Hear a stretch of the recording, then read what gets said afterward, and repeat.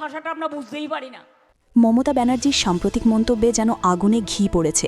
তিনি দাবি করেছেন আসামের শিলচরের ভাষা কেউ বোঝে না, এমনকি সেটিকে বাংলাদেশি ভাষা বলেও ইঙ্গিত করেছেন। আর এই কথাতেই তোলপাড় উঠেছে পুরো বরাক উপত্যকা জুড়ে। বরাক উপত্যকার মানুষের কাছে ভাষা শুধু কথা বলার মাধ্যম নয়, এটা তাদের পরিচয়, তাদের আত্মসম্মান, তাদের ইতিহাস। এই অঞ্চলের বাংলা ভাষা বহু সংগ্রামের ফসল। 1961 সালের ভাষা আন্দোলনে শহীদদের রক্তে রাঙানো এই ভাষাকে আজও বুকে আগলে রেখেছে শিলচরের মানুষ।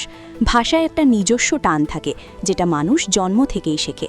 বীরভূমে জন্ম নেওয়া একজন মানুষ স্বাভাবিকভাবেই সেই অঞ্চলের টান নিয়ে কথা বলবেন।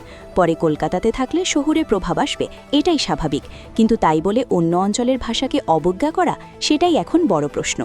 শিলচরের বাংলা ভাষা কোনো অজানা ভাষা নয়, এটা বাংলা ভাষারই একটি স্বতন্ত্র রূপ, যার মধ্যে রয়েছে আসামিয়া, সিলেটি এবং স্থানীয় সংস্কৃতির মিশ্রণ।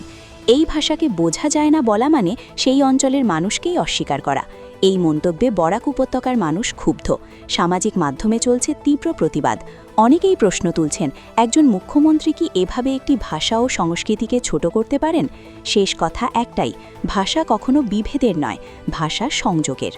আর সেই ভাষাকে অসম্মান করলে প্রতিবাদ হবেই, এটাই স্বাভাবিক, এটাই গণতন্ত্রের শক্তি। তবে বরাকের বাংলা ভাষা নিয়ে তৃণমূল সুপ্রিমো মমতা ব্যানার্জির মন্তব্যকে বরাক তৃণমূলে কী প্রভাব পড়বে? যেহেতু মমতা ব্যানার্জির এহেন মন্তব্যে বরাকের জনগণ কি সহজেই মেনে নেবে, না আগামীতে ঝড় উঠবে প্রতিবাদের? কারণ তৃণমূল কংগ্রেস বিধানসভা নির্বাচনে বিভিন্ন প্রার্থী দিয়েছে এবং দলের একজন হেভিওয়েট নেত্রী বরাকে তৃণমূল কংগ্রেসের প্রতিনিধিত্ব করছেন। দলের রাজ্যসভা সাংসদ সুস্মিতা দেব এ নিয়ে কী মন্তব্য করবেন সেদিকেই তাকিয়ে সবাই। শিলচরের ভাষাটা আমরা বুঝতেই পারি না। ভাষার টান মানুষ জন্ম থেকে যেটা শেখে সেটাই থাকে। আমি বীরভূমে জন্মেছি, কলকাতায় ছোট্ট থেকে একদিনের পরেই আমি কলকাতায় চলে এসেছি।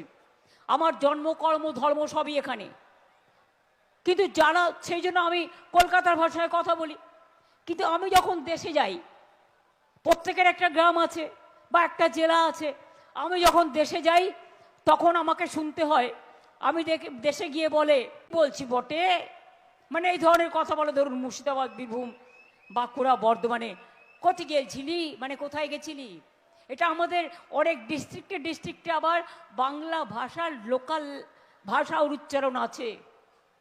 যেমন বাংলাদেশি ভাষার মধ্যে আসামে আপনি যান, শিলচরের ভাষাটা আমরা বুঝতেই পারি না। বীরভূমে এটা চল আছে, কোথায় গেছিলি